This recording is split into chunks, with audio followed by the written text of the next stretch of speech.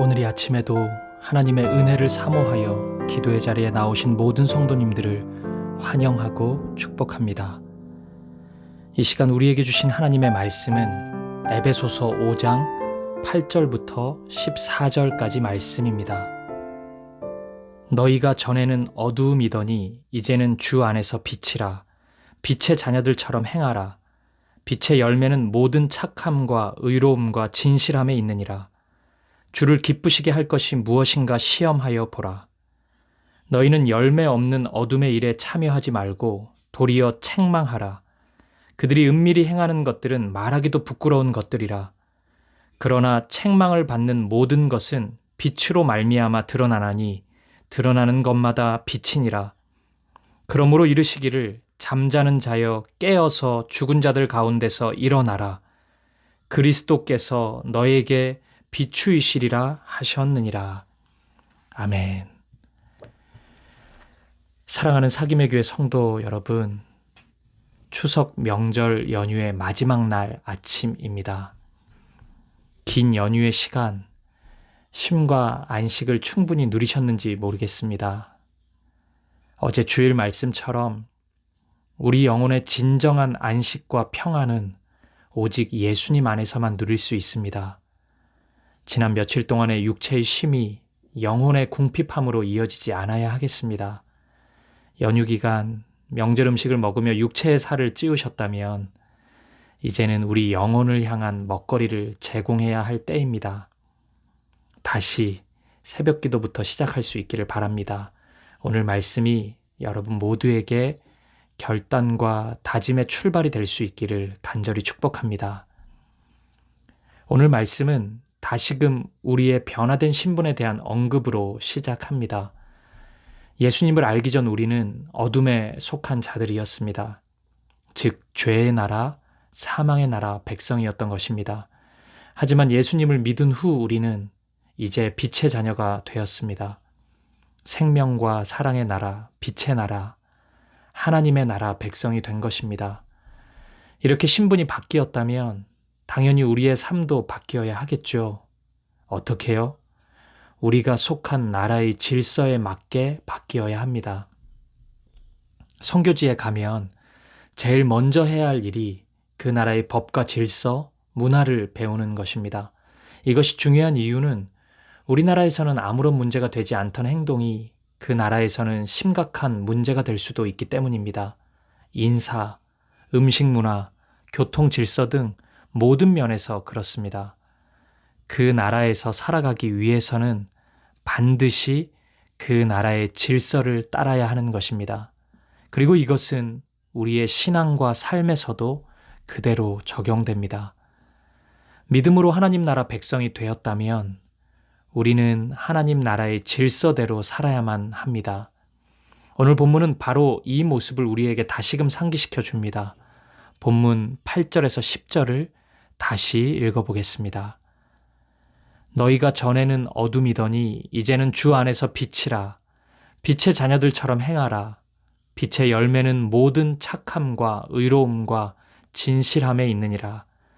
주를 기쁘시게 할 것이 무엇인가 시험하여 보라. 바울 사도는 분명히 말씀합니다. 그리스도인들은 착함과 의로움과 진실함으로 살아가야 합니다. 이것이 빛의 자녀들의 아름다운 모습이기 때문입니다. 그런데 본문 10절의 말씀은 이를 더욱 구체적으로 적용하고 있습니다. 그리고 이 적용이 매우 흥미롭습니다. 10절에서 시험하라는 말씀은 분별해 보라는 의미입니다. 따라서 10절은 이런 의미입니다. 제가 세번역 성경으로 다시 읽어보겠습니다. 주님께서 기뻐하시는 일이 무엇인지를 분별하십시오. 이런 것입니다. 우리에게 사랑을 실천해야 하는 순간이 올 수 있겠죠. 그런데 그 순간 우리가 어디까지 사랑을 해야 빛의 자녀들처럼 살아가는 것일까요?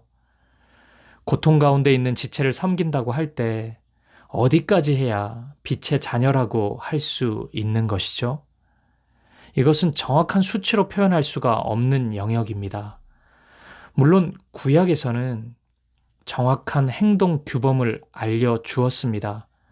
율법대로 행동하면 의인이고 거룩한 백성이었습니다. 하지만 예수님이 이 땅에 오신 이후 예수님은 율법을 다시 말씀하십니다. 그 율법을 주신 하나님의 마음을 이해해 보라는 것입니다. 예수님의 말씀은 이렇습니다. 하나님을 사랑하는 만큼 행동하라는 것입니다. 누군가는 재정을 어느 정도만큼 쓸 수도 있을 것이고 누군가는 시간을 그만큼 쓸 수도 있을 것입니다. 이것은 사람마다 상황마다 다를 수 있습니다. 그리고 그 기준은 하나님 앞에서의 우리의 바른 마음일 것입니다. 하나님을 사랑하는 만큼 하면 되는 것입니다. 하나님 앞에서 부끄러움이 없는 모습만큼 하면 되는 것입니다.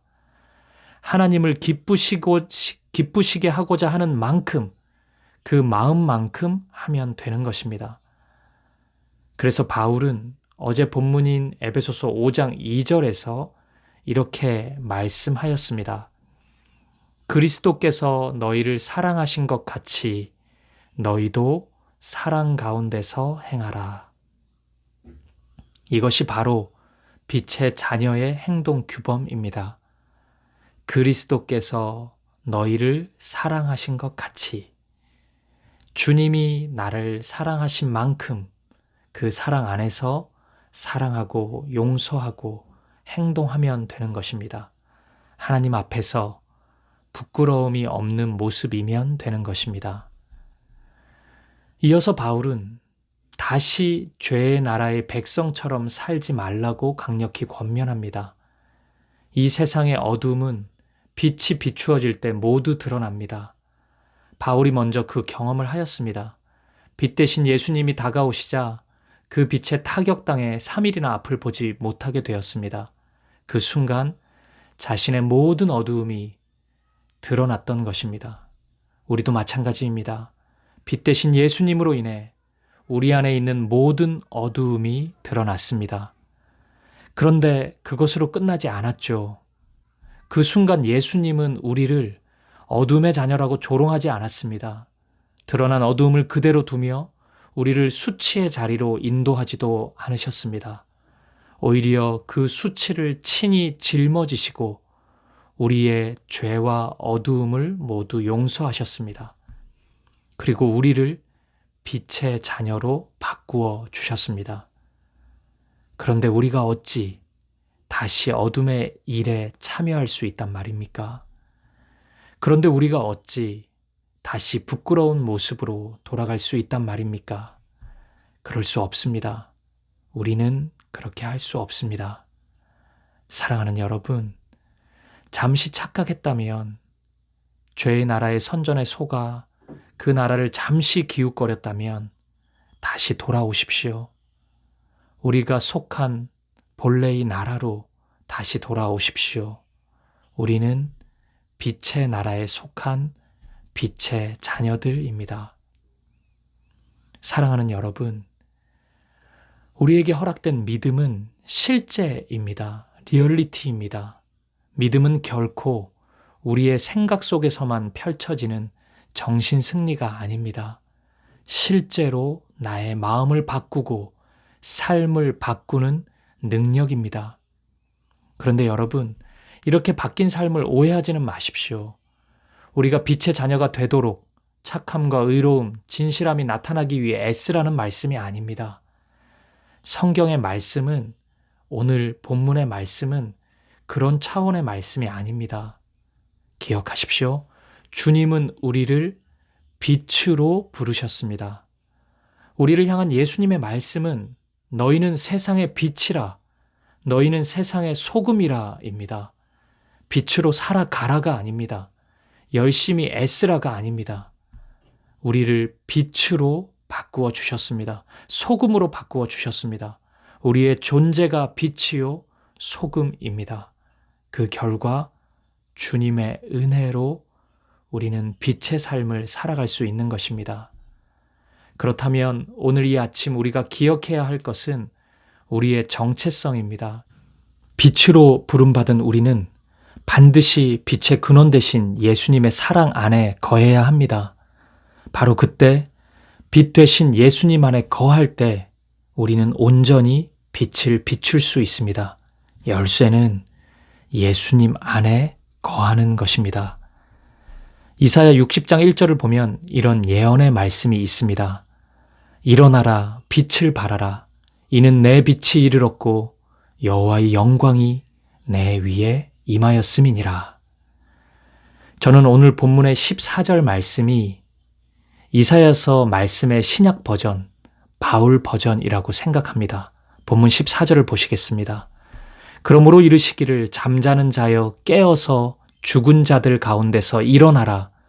그리스도께서 너에게 비추이시리라 하셨느니라.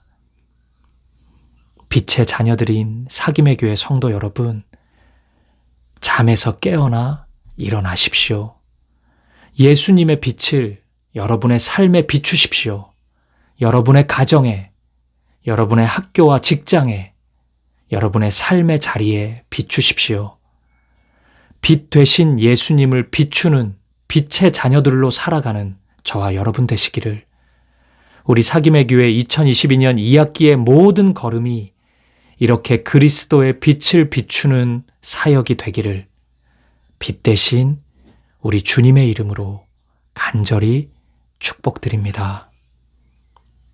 기도하시겠습니다. 우리는 어둠의 자녀가 아니라 빛의 자녀입니다. 십자가에서 우리를 그렇게 바꾸어 주셨습니다.